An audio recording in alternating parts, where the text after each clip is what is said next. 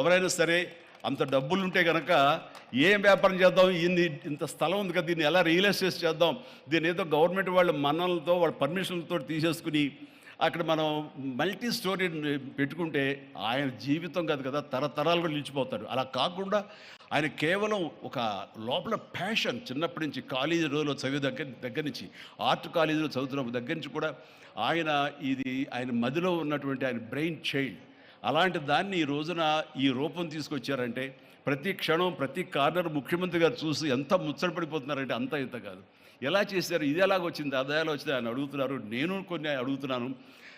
అడిగి ఇది షూటింగ్స్కి ఇస్తారా రామ్దేవ్ అని అడిగితే ఇస్తానండి, కానీ ఫస్ట్ షూటింగ్ మీదైతేనే అన్నాడు.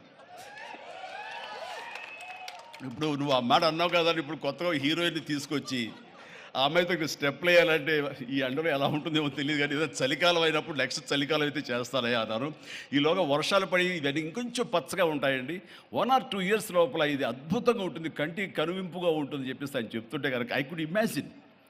అట్లాగే ఇక్కడ వెడ్డింగ్ ప్లాన్ చేసుకోవచ్చు, వెడ్డింగ్స్ కానీ ఇతర రిసెప్షన్స్ కానివ్వండి, పలు ఈవెంట్స్, అలాగే ఐస్కి సంబంధించినటువంటి ఆ స్కేటింగ్ సంబంధించినవి చేయాలని ఇలా ఎన్నెన్నో ప్లాన్స్ ఉన్నాయని అవన్నీ కూడా చేయగలడు, ఆ సామర్థ్యం ఉంది. అలాగే ప్రభుత్వం కూడా ఖచ్చితంగా సపోర్ట్ చేస్తారు, అందుకు సమాయుత్తమై ఉన్నారు ఆయన. అందుకనే ఎంతో బిజీగా ఉన్నారు సీఎం గారు. వాళ్ళు చూస్తే కనుక మనుషులు ఇంటి చుట్టూ ఉన్నారు. అవన్నీ పక్కకు పెట్టి, ప్రోగ్రామ్స్ అన్ని పక్కకు పెట్టి నిన్నటిదాకా ఆయన ఎలక్షన్ క్యాంపెయిన్ ఎక్కడో చేసి వేరే రాష్ట్రాల్లో వచ్చి రామ్దేవ్ మీద ఈ ప్లేస్ మీద ఎంతో ప్రేమ లేకపోతే, ఇలాంటి దాన్ని మనం ఎంకరేజ్ చేయాలి అని ఆయన ఉద్దేశం లేకపోతే ఇంత ఓపికగా ఈ ఎండ్లో ఆయన వచ్చేవారు కాదు. ఫస్ట్ ఆఫ్ ఆల్ ఆయన ఇక్కడికి వచ్చి దీన్ని ఎంకరేజ్ చేస్తున్నందుకు వారికి మనస్ఫూర్తిగా అభినందనలు తెలియజేస్తున్నాను ముఖ్యమంత్రి గారికి. ఎందుకంటే అలాంటి వాళ్ళు అనుకుంటేనే, వాళ్ళ కళ్ళలో పడితేనే, వాళ్ళు ఇంప్రెస్ అయితేనే దీనివల్ల ఎంతోమందికి ఉపాధి కలుగుతుంది, ఇది ఎంతోమందికి కనువిందు కలుగుతుంది.